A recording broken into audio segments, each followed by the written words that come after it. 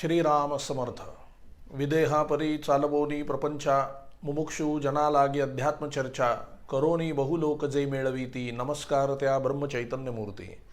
जयाचा जनी जन्म नामार्थ झाला, जयाने सदावास नामात केला, जयाच्या मुखी सर्वदा नामकीर्ती, नमस्कार त्या ब्रह्मचैतन्यमूर्ती.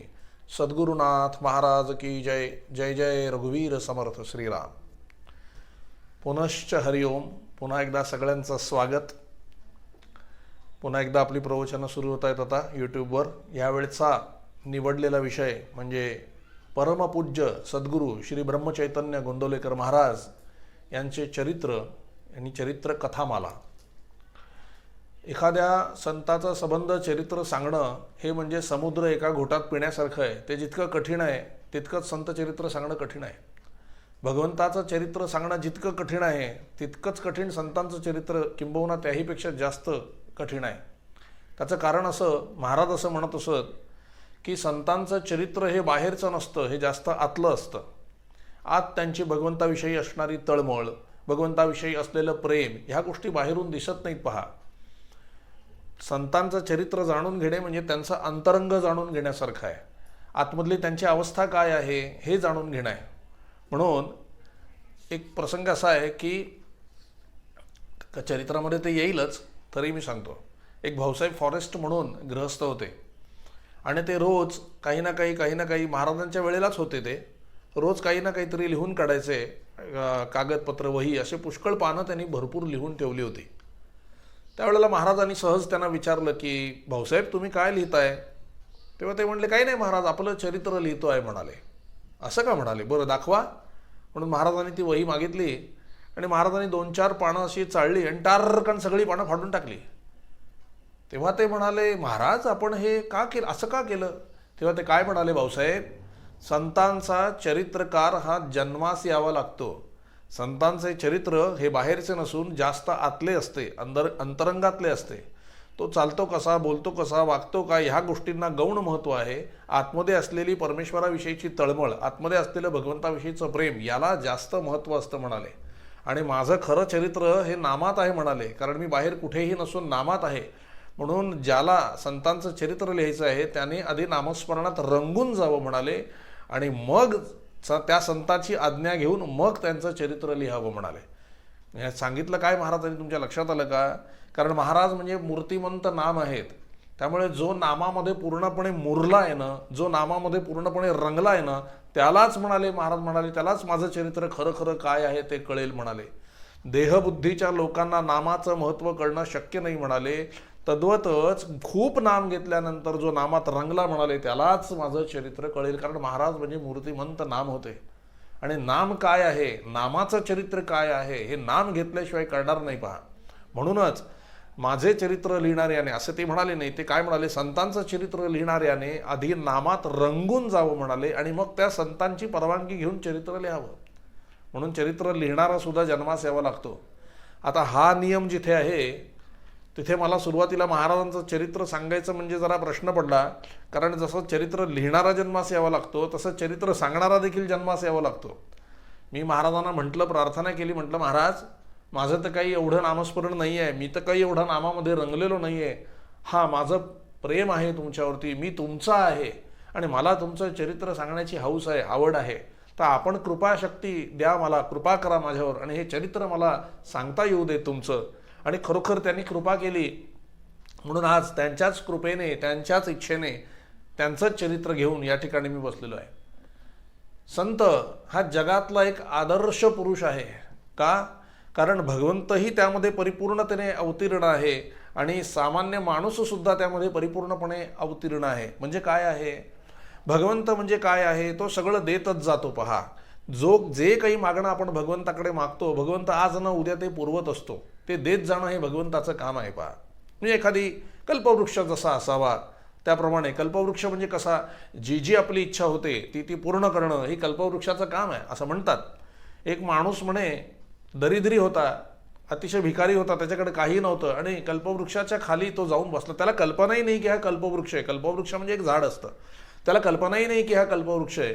आणि सहजच तो त्या झाडाखाली जाऊन बसला आणि त्याच्या म्हणे मनात यायला लागलं की काय माझी दरिद्री अवस्था आहे, मला जर का मला असं जर का पैसे भरपूर मिळाले तर मी पण श्रीमंत होईन आणि चांगला जगेन म्हणाले.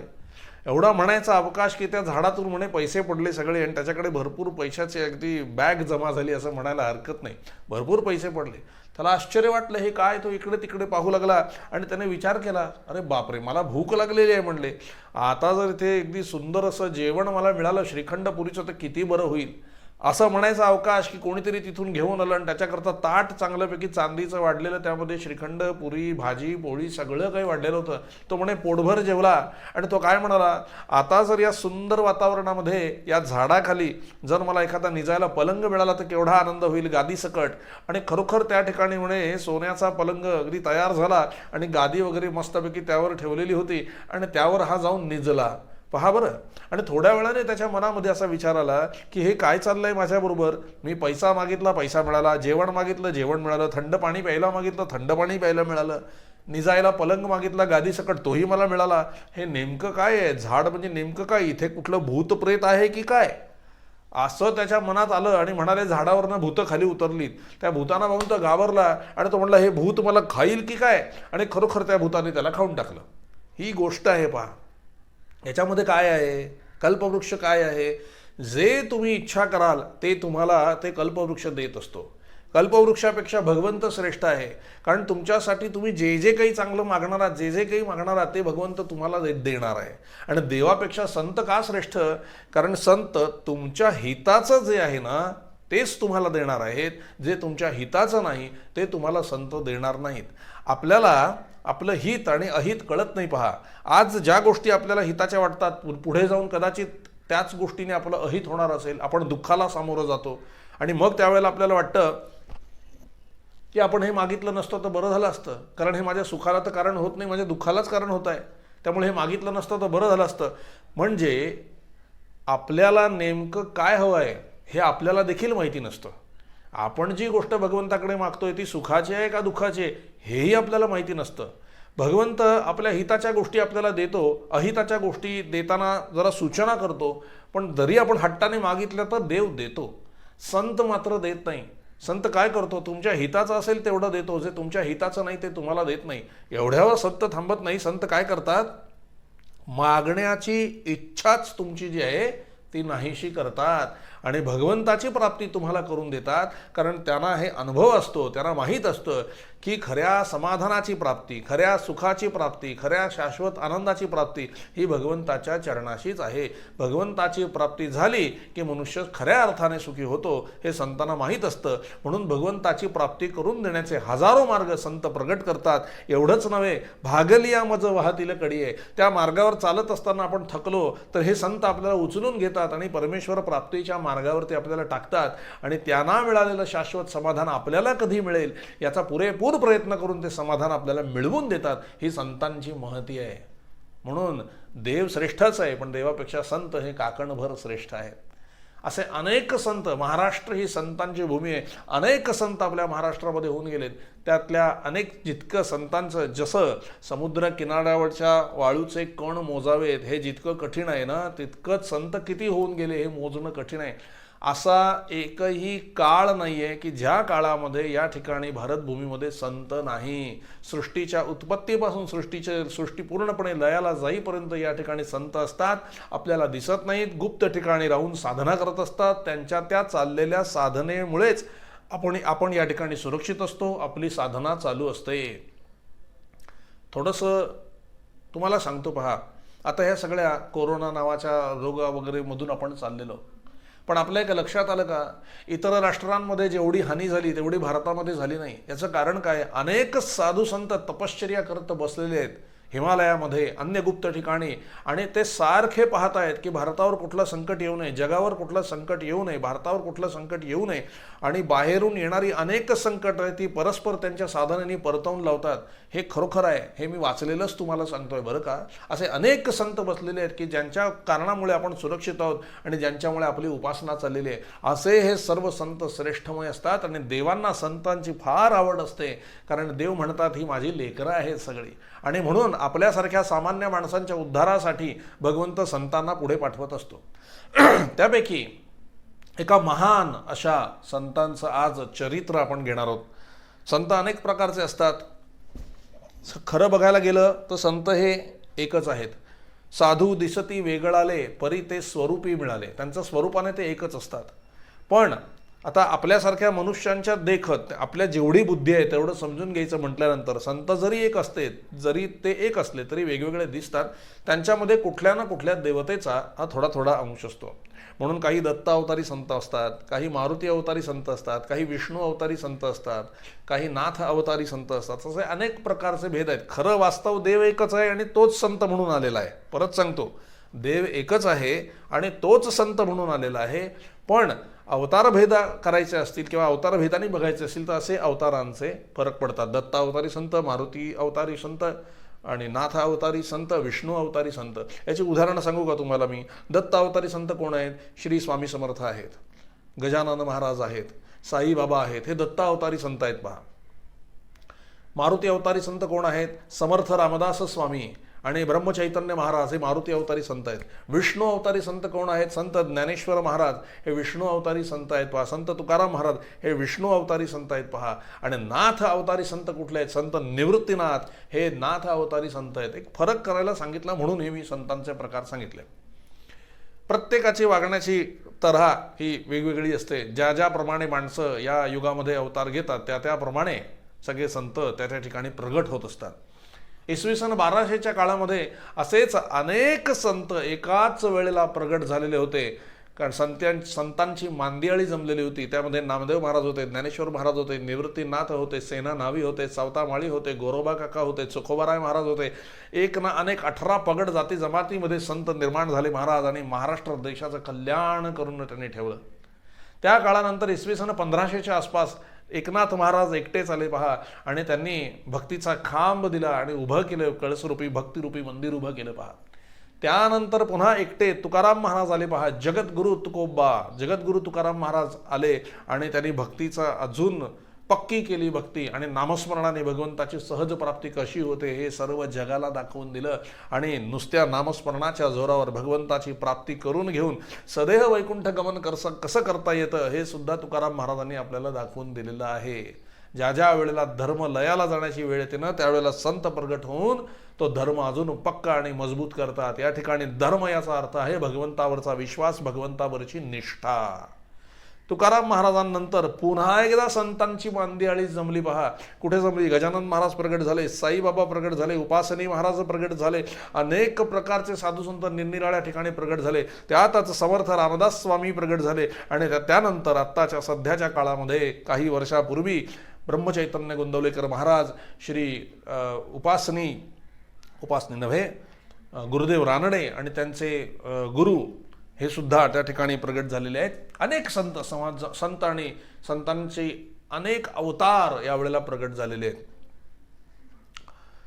भाऊसाहेब महाराज उमदीकर, गुरुदेव रानडे यांचे गुरु आणि गुरुदेव रानडे असे अनेक संत प्रगट झाले. कलियुगामध्ये सुद्धा स्वामी रामदास काननगडचे हे सुद्धा नाम प्रधान महापुरुष यांना म्हणतात असे अनेक संत निर्माण झाले.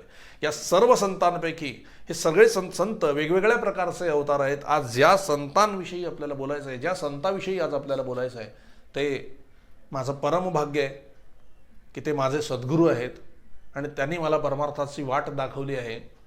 आणि आज खरोखर अगदी ह्या व्यासपीठावर बसण्याची माझी योग्यता नसतानाही मला या ठिकाणी आणून त्यांनी बसवलं हे केवळ त्यांच्या कृपेने शक्य झालेलं आहे. केवळ त्यांच्या कृपेने झालेलं आहे.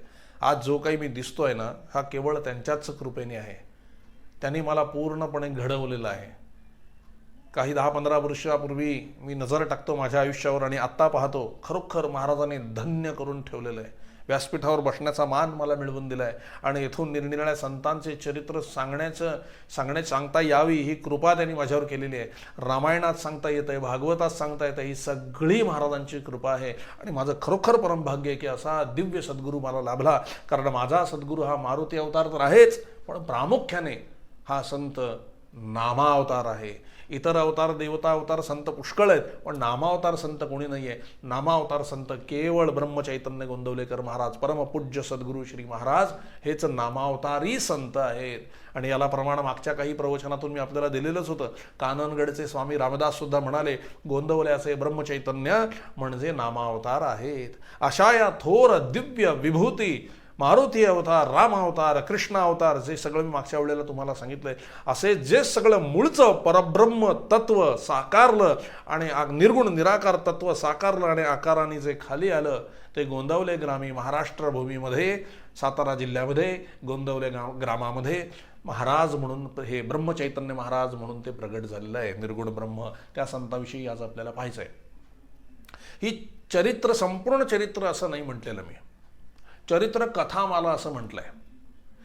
यातल्या संबंध चरित्र सांगणं खरोखर कठीण आहे, म्हणून काही निवडक, जास्तीत जास्त असं नाही म्हणजे 80% 90% जास्तीत जास्त कथा ज्या आहेत महाराजांच्या, त्या आपण या ठिकाणी घेणार आहोत आणि महाराजांचं चरित्र सांगणार आहोत. कारण संपूर्ण चरित्र सांगणं जवळजवळ अशक्य आहे. म्हणून 80-90% जास्तीत जास्त, जेवढ्या जास्त कथा मला महाराजांच्या सांगता येतील त्या मी तुम्हाला या ठिकाणी सांगणार आहे.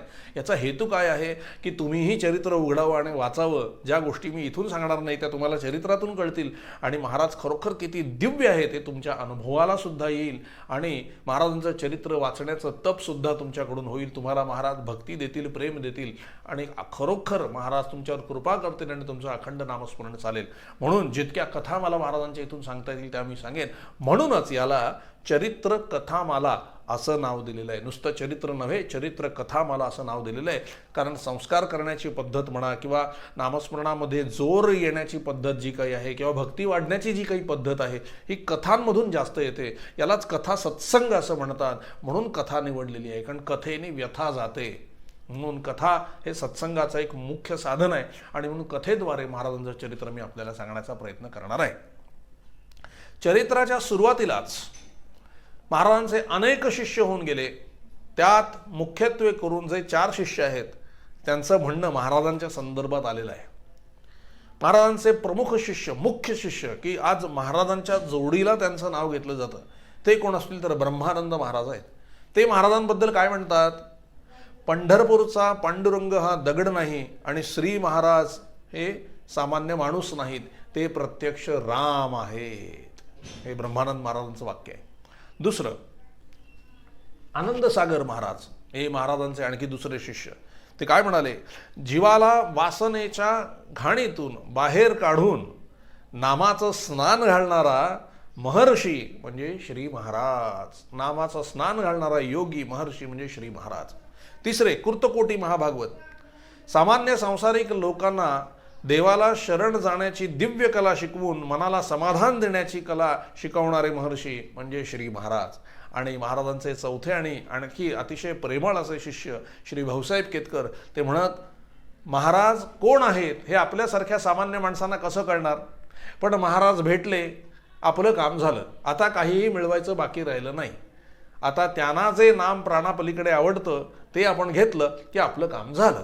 ह्या 4 प्रतिक्रिया महाराजांच्या संदर्भात त्यांच्या 4 प्रमुख शिष्यांनी मांडलेल्या आहेत. आता महाराजांच्या चरित्राला आपण सुरुवात करू. सर्वप्रथम महाराजांचे पूर्वज कोण होते हे पाहायला पाहिजे. गोंदवले हे गाव मुख्यतः कुठे आहे तुम्हाला सांगतो. सातारा आणि पंढरपूर या मार्गावरती गोंदवले नावाचं एक गाव आहे. एक गोंदवले बुद्रुक आहे आणि एक गोंदवले, असे 2 गाव आहेत. गोंदवले बुद्रुक म्हणजे त्याला थोरलं गोंदवलं म्हणतात किंवा महाराजांचं गोंदवलं असं म्हणतात. आणि त्याच्या पुढे पंढरपूर मार्गाला जाताना, साताऱ्यावरून पंढरपूरला जाताना, साताऱ्यावरनं पंढरपूरला जाताना पहिलं थोरलं गोंदवलं लागतं आणि मग थोडंसं पुढे धाकटं गोंदवलं लागतं. महाराज होते थोरल्या गोंदवल्यामध्ये. म्हणून पंढरपूरवरून जर का आपल्याला जायचं झालं गोंदवलेला, तर नुसतं गोंदवलेला चाललो असं सांगितलं तरी चालतं किंवा महाराजांकडे जायचं आहे असं म्हटलं तरी सुद्धा कोणीही तुम्हाला गोंदवल्याच्या गाडीत बसवून देईल आणि समाधी मंदिरापाशी आपली गाडी थांबेल. असोत महाराजांचे पूर्वज. वावर हिरे नावाचं एक गाव जे गोंदवल्याजवळून 4 कोसांवर आहे, त्या गावाला महाराजांच्या परिवाराचे म्हणजे महाराजांच्या घराण्याचे मूळ पुरुष जे होते रुद्रोपंत ते राहत असत. ते शुक्ल यजुर्वेदीय ब्राह्मण होते. वसिष्ठ गोत्र होतं त्यांचं आणि अतिशय स्वभावाने सज्जन. त्यांचा भागवत धर्म होता. पंढरीची वारी नियमाने ते करीत असत. दर 15 दिवसाची पंढरीची वारी रुद्रपंत नियमाने करीत असत. आणि सांपत्तिक स्थिती काही फारशी नव्हती, त्यामुळे स्वतःच्या शेतामध्ये स्वतःच खपण्याचा त्यांचा परिपाठ होता. अशा पद्धतीने वावरहिरे गावामध्ये ते राहत होते. रुद्रपंतांपासून चौथे पुरुष म्हणजे महाराजांचे पणजोबा हे वावरहिरे गाव सोडून गोंदवले ग्रामी येऊन राहिले. गोंदवल्याला आल्यानंतर कुलकर्णीपणाची त्यांची वृत्ती होती, त्याप्रमाणे ती तशी कामं पाहू लागली. तेही शेतामध्ये खपत असत. त्यांची स्वतःची शेती होती. आणि आजेपणापासून चालत आलेली पंढरीची वारी त्यांनी सुद्धा नियमाने व्यवस्थित चालू ठेवली. त्यांना मुलं, एकही मुलगा नव्हता किंवा 3-4 मुलं झाली ती जगली नाहीत. म्हणून त्यांच्या बायकोनी शंकराची आराधना सुरू केली. आणि शंकराची आराधना केल्यानंतर 3-4 वर्षांनी त्यांना मुलगा झाला. म्हणून त्यांनी लिंगोपंत असं त्यांचं नाव ठेवलं. हे लिंगोपंत म्हणजे महाराजांचे आजोबा.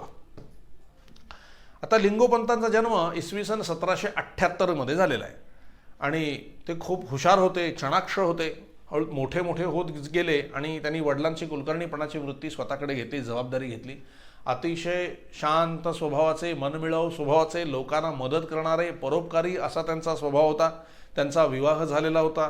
राधाबाई हे त्यांच्या कुटुंबाचं नाव होतं. आणि सगळे व्यवहार ते कुलकर्णीपणाचे बघत असत. आणि भक्तीही अगदी वडिलांपासून किंवा पणजोबांपासून किंवा आधीपासून चालत आलेली जी पंढरपूरची भक्ती होती, पांडुरंगाची भक्ती होती, ती नित्यक्रमाने त्यांची चाललेली होती. तेही दर 15 दिवसांनी पंढरीची वारी नित्यनेमाने करीत असत. आणि कुलकर्णीपणाचं काम छान पाहत असत. त्यामुळे कुटुंबाला खूप चांगले दिवस आले. त्यांचा स्वभाव परोपकारी होता, सगळ्यांशी मिळून मिसळून राहण्याचा होता. न्यायनिवाडा करताना सुद्धा इतका अचूक न्यायनिवाडा ते करत असत की सगळ्यांना अतिशय आनंद होत असे. आणि इतका चांगला कुलकर्णी मिळाल्याबद्दल ते देवाचे आभार मानत असत. आणि कधीही कोणाकडून त्यांनी एक पैसा घेतला नाही. आणि पैसे दिले तर ते परत येतील याची आशाही बाळगली नाही. कोणाला कधी त्रास दिला नाही किंवा कोणाकडे पैसे मागितले नाहीत. पहा, अतिशय सचोटीचा त्यांचा व्यवहार होता. तशीच त्यांची भक्ती पण छान होती. उपासनाक्रम पण त्यांचा अतिशय नित्य आचारधर्म आणि उपासनाक्रम पण छान होता त्यांचा.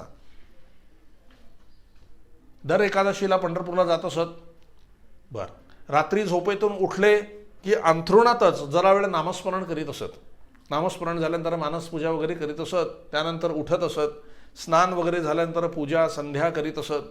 त्यानंतर थोडासा काही फराळ वगैरे घेतल्यानंतर कचेरीचं काही कामकाज असेल, कुलकर्णी होते, कचेरीचं काही कामकाज असेल तर ते पाहत असत. 12-12:30 वाजता जेवण होत असे. जेवण झाल्यानंतर अर्धा 1 तास थोडीशी विश्रांती घेत असत. दुपारी उठल्यानंतर पुन्हा पंत पुराण श्रवण करण्यास बसत असत. पुराण ऐकत असत, पुराण श्रवण करण्यात बसत असत. पुन्हा संध्याकाळी 5-5:30 हरिपाठ मोठ्याने म्हणत असत. मोठ्याने हरिपाठ 4 लोकांना घेऊन, टाळबीळ घेऊन मस्त विणेवरती आणि टाळांवरती हरिपाठ म्हणत असत मोठ्याने. तो झाल्यानंतर 9-9:30च्या आसपास थोडासा फराळ होत असे.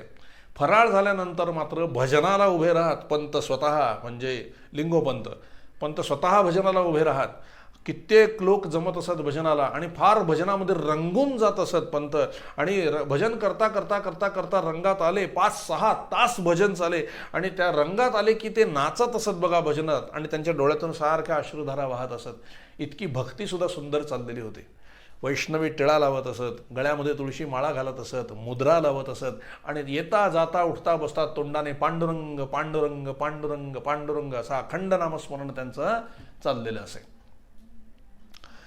आणि वारी चालूच होती. अशा प्रकारे परमार्थही जितका प्रपंच आदर्शपणे चाललेला होता तितकाच परमार्थ देखील अतिशय आदर्शपणाने त्यांचा चाललेला होता. आणि त्यांना साजेसा, त्यांच्या या आदर्श प्रपंचाला साजेसा असा एक सुपुत्र सुद्धा त्यांना मिळाला. रावजी नावाचा मुलगा त्यांच्या ठिकाणी जन्माला आला. हे म्हणजे आपल्या महाराजांचे वडील. एक मुलगा जन्माला आला. त्यांच्या सगळ्या उपासनेला आणि प्रपंचाला शोभेल असा त्याचं नाव रावजी असं ठेवलं. रावजी हे मुळातच विरक्त होते स्वभावाने. आणि रावजी अंतर्मुख असत, त्यामुळे बाहेरच्या व्यवहारामध्ये त्यांचं फारसं लक्ष नसे. एकांतवास धरणे, अखंड नामस्मरण करीत राहणे, ध्यानधारणा करणे यामध्येच त्यांना आनंद मिळत असे. आणि असा विरक्त स्वभाव असल्यामुळे लहानपणीचे खेळ ते काही फारसे खेळले नाहीत. पहा, अंतर्मुख होते. आणि अंतर्मुख असल्यामुळेच व्यवहारसुद्धा चटकन त्यांनी स्वतःच्या अंगावर घेतला नाही. पंतांसारखे कर्तबगार वडील त्यांचा हात आपल्या डोक्यावर आहे म्हणताना ते अतिशय शांतपणे त्यांचं ध्यानधारणा नामस्मरण करण्यामध्ये अगदी व्यस्त असत. वयोमानाने पंत थकले. दर एकादशीला पंढरपूरला जाणं काही शक्य झालं नाही आणि जाता येत नसे, त्यामुळे त्यांना वाईट वाटत असे की आपली वारी चुकते दर एकादशीची, वय झाल्यामुळे जाता येत नाही, तर आता काय करावं. असंच एकदा त्यांना फार वाईट वाटलं आणि रात्री झोपण्यापूर्वी त्यांनी पांडुरंगाची मूर्ती आपल्या डोळ्यासमोर आणली आणि अतिशय काकुळतीने विनवणी केली की मला माझ्या या शरीरामुळे, वार्धक्याने थकल्यामुळे मला आता दर एकादशीला पंढरपूरला यायला जमत नाही, तर आपण मला क्षमा करा, कृपा करा माझ्यावर. म्हणून त्यांना नमस्कार केला, प्रार्थना केली पांडुरंगाला आणि ते निजले. निजल्यानंतर सकाळी 4-4:30च्या आसपास पांडुरंग परमात्मा त्यांच्या स्वप्नामध्ये आले आणि ते काय म्हणाले, अरे तुला म्हातारपणामुळे माझ्या दर्शनाला यायला जमत नाही ना म्हणाले सारखं, तू काही काळजी करू नकोस, आता मीच तुझ्या घरी राहायला येत आहे असं म्हणाले पांडुरंग परमात्मा स्वप्नात. एवढंच नव्हे, स्वप्नातच त्यांचा हात धरला आणि त्यांना एका मळ्यामध्ये नेलं त्याने आणि मळ्यामध्ये एक जागा दाखवली आणि ह्या जागेवर तू खण म्हणाले म्हणजे मी सापडेन असं सांगितलं आणि पांडुरंग परमात्मा अंतर्धान पावले. हे एकदम खडबडून जागे झाले आणि त्यांना एकदम चुटपुट लागली मनाला की कधी एकदा जाऊन तो मळा पाहतो असं झालं. थोडासा उजेड व्हायला उशीर होता म्हणून ते शांत राहिले, पण लगेचच जसा उजाडलं तसं त्यांनी सगळ्या लोकांना गोळा केलं आणि त्या मळ्याकडे जायला ते निघाले.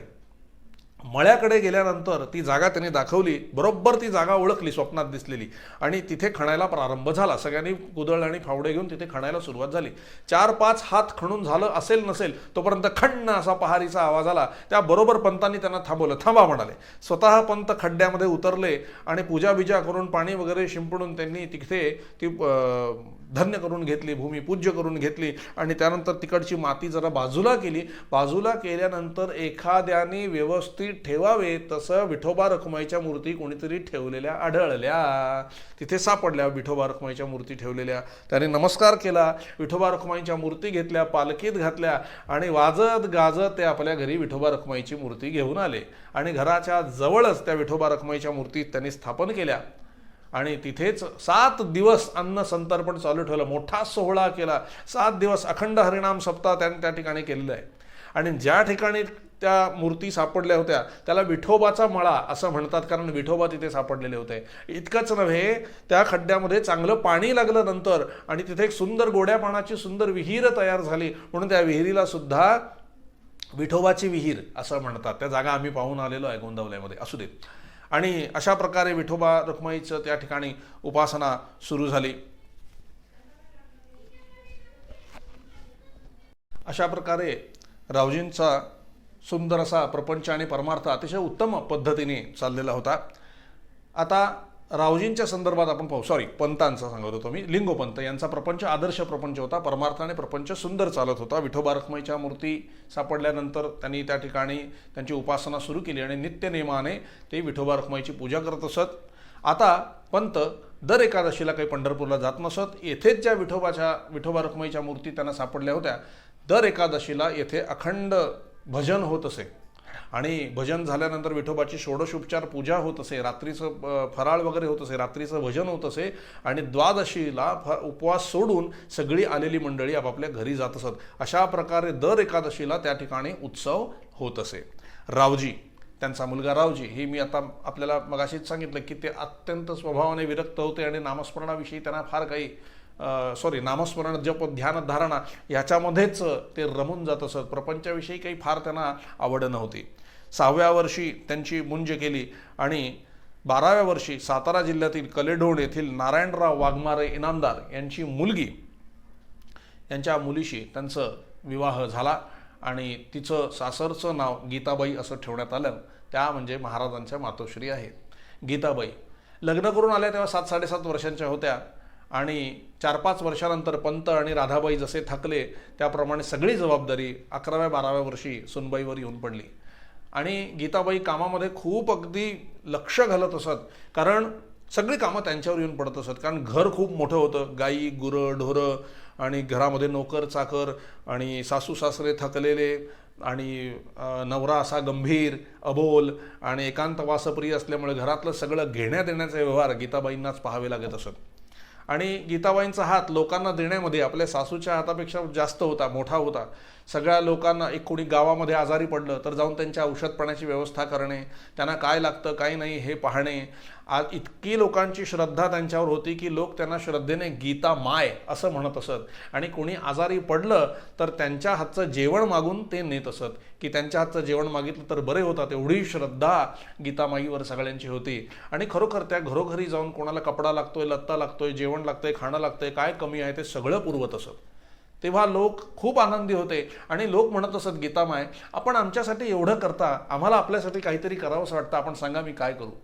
तेव्हा गीतामाई म्हणत असत, मला कशाला काय हवंय म्हणाले, रामनामाचा रोज 1000 जप तुम्ही करत जा, त्यातच मला सगळं मिळालं म्हणाले. पहा, महाराजांची आई आहे ती, अवताराची आई म्हणजे नामस्मरणाविषयी आवड असणारच गीतामाई. तिथे गोंदावले गावापासून जवळच संभाजी नावाचे एक सत्पुरुष राहत होते. 12 वर्ष या सत्पुरुषांनी मौन धारण केलेलं होतं. गीतामाई आणि रावजी एकदा त्या सत्पुरुषाच्या दर्शनाला गेले.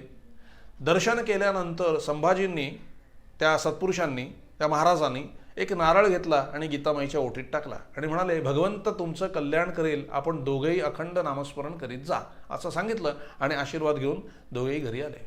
काही दिवसांनी गीतामाईंना दिवस राहिले. त्यांच्या वृत्तीत फरक चटकन लक्षात येत असे. त्यांच्या वृत्तीत जो फरक पडला तो चटकन लक्षात येत असे. त्या सारखं काय होतं, त्यांच्या माहेरी रामाची उपासना होती आणि समर्थांच्यावर सगळ्यांची निष्ठा होती. त्या नेहमी दासबोध वाचत असत आणि नामस्मरण रामनाम अखंड घेत असत. जितकं जमेल तितकं रामनाम ते घेत असत. आता इथे आल्यावर, सासरी आल्यावर पांडुरंगाची उपासना होती, तीही ते व्यवस्थित करत असत. घरी असलेलं रामनाम आणि इथे असलेलं, म्हणजे घरी असलेली समर्थांचं आणि इथे असलेल्या पांडुरंगाची उपासना, अशा दोन्ही उपासनेचा समन्वय त्या ठिकाणी आढळतो. म्हणून त्यांच्या वृत्तीत ते जसे त्यांना गर्भधारणा झाली तसं एकदम त्यांच्या वृत्तीमध्ये चटकन फरक पडला. ते काय करत असत, अखंड रामनाम घेण्याचा सपाटा त्यांनी लावला. सारखं येता जाता उठता बसता श्रीराम जय राम जय जय राम, श्रीराम जय राम जय जय राम, श्रीराम जय राम जय जय राम, अखंड नामाचा सपाटा त्यांनी लावला. पंतांना त्यांनी इच्छा व्यक्त केली की मला दासबोध ऐकावंसं वाटतोय. असं म्हटल्याबरोबर म्हारसुणेकर शास्त्र्यांकडून विठोबाच्या देवळामध्ये पंतांनी दासबोधाचं पुराण आणि पारायण असं दोन्हीही चालू केलं. गीताबाई ऐकत असत आणि मुखाने सतत रामनाम घेत असत. त्यांच्या चेहऱ्यावर एक विलक्षण तेज आलेलं होतं आणि त्यांना अशी थोडीशी झोप लागली, तंद्री लागली की त्यांच्या कानामध्ये कोणीतरी रामनाम घेतंय असं त्यांना स्पष्ट ऐकायला येई. त्यामुळे त्यांना वाटे, मी रामनाम घेते म्हणून प्रत्यक्ष मारुती माझं संरक्षण करतो असं म्हणून पुढे पुढे त्या मारुतीचंच ध्यान करू लागल्या आणि अखंड नामस्मरण करू लागल्या. आणि त्यावेळेला 8वा महिना लागलेला होता. 8वा महिना लागलेला असताना एक बैरागी महाराजांच्या घरी, म्हणजे बैरागी पंतांच्या घरी वस्तीला आला होता संध्याकाळचा. आणि गीतामाई त्यांचं दर्शन घ्यायला गेला, नमस्कार केला. त्यांच्याकडे पाहिल्याबरोबर तो बैरागी म्हणाला, तो हसला, प्रसन्न झाला तो बैरागी आणि काय म्हणाला, मेरे लाला तू यहाँ है, तेरे दर्शन से मैं धन्य हुआ हूँ, अब मैं वापस जाता हूँ. रामेश्वरला चाललेला तो बैरागी पुन्हा आपल्या घरी परत गेला. त्यांना दिसले असतील ना महाराज, म्हणूनच त्यांनी नमस्कार केला. पहा. आणि ही घटना झाल्यानंतर बाळणपण सासरीच करावं असं पंतांचं म्हणणं ठरलं आणि गीताबाईंच्या आईवडिलांना बोलावून घेतलं त्या ठिकाणी प्रसूतीसाठी आणि ते इथे आले. आणि खूप काळजी ते घेत असत आणि ह्या मात्र अखंड मुखाने रामनाम घेत असत आणि घरात पडेल तेवढं काम त्या करत असत. नित्याप्रमाणे एकादशी आली, माघ शुद्ध एकादशी आली आणि एकादशीला पांडुरंगाची षोडशोपचार करण्याची पद्धत पंतांनी घालून दिलेलीच होती मंदिरामध्ये. गीताबाईच स्वतःच्या हाताने पांडुरंगाची षोडशोपचार पूजा करत असत. त्या दिवशी एकादशीला षोडशोपचार पूजा झाली पांडुरंगाची, सगळ्यांना तीर्थ दिलं आणि सगळ्यांचा फराळ झाला की नाही हे गीतामाई स्वतः त्यांनी पाहिलं आणि विश्रांतीसाठी थोडंसं अंग टाकलं आणि त्यांच्याच सांगण्यावरून संध्याकाळी सुईणीला बोलवून आणली. आईने आणि सासूने काळजी दाखवली तर त्या काय म्हणत असत, काळजी करू नका, नाम घेत स्वस्थ बसा म्हणाले, काही होणार नाही, काळजी करू नका म्हणाले. आणि संध्याकाळी सुईणीला बोलवून आणली. द्वादशी उजाडली, म्हणजे रात्रभर भजन असतं एकादशीचं. रात्रीचा सगळ्यांचा फराळ झाला आणि भजनाला सुरुवात झाली एकादशीला रात्रीची. आणि दुसऱ्या दिवशी सकाळी भजन संपून पांडुरंगाची आरती इथे सुरुवात झाली आणि या ठिकाणी महाराजांचा जन्म झाला. श्री अनंत कोटी ब्रह्मांड नायक राजाधिराज सच्चिदानंद सद्गुरु श्री ब्रह्म चैतन्य महाराज की जय। श्री ब्रह्मानंद महाराज की जय। जय जय रघुवीर समर्थ। बुधवार सकाळी सूर्योदयाच्या वेळीस माघ शुद्ध द्वादशी इसवी सन 1845 या शुभ मुहूर्तावर श्री महाराजांचा जन्म झाला आणि सगळ्या गावात बातमी कळली, पंतांना नातू झाला, पंतांना नातू झाला। जसं पंतांना कळलं, पंत धावत गेले पांडुरंगाच्या मंदिरामध्ये आणि त्यांनी देवावर फुलं उधळली आणि सगळ्या गावामध्ये साखर वाटली। हा म्हणता सगळीकडे बातमी पसरली, पंतांना नातू झाला, पंतांना नातू झाला। सगळ्यांना खूप आनंद झाला, कारण महाराजांचा जन्म म्हणजे लिंगोपंतांच्या ऐश्वर्याचा कळस होता। महाराज आता महाराज जन्माला आलेले, त्यांच्या लीला काय आहेत या सगळ्या आपण उद्याच्या भागामध्ये पाहणार आहोत। इथून आता महाराजांचं चरित्र आणखी पुढे सरकेल। झालेली सेवा सद्गुरुचरणी समर्पित करतो आणि येथेच काही काल विरमतो। जानकी जीवन स्मरण जय जय राम। श्री अनंत कोटी ब्रह्मांड नायक राजाधिराज सच्चिदानंद सद्गुरु श्री ब्रह्म चैतन्य महाराज की जय। श्री ब्रह्मानंद महाराज की जय। जय जय रघुवीर समर्थ। जय सिया राम।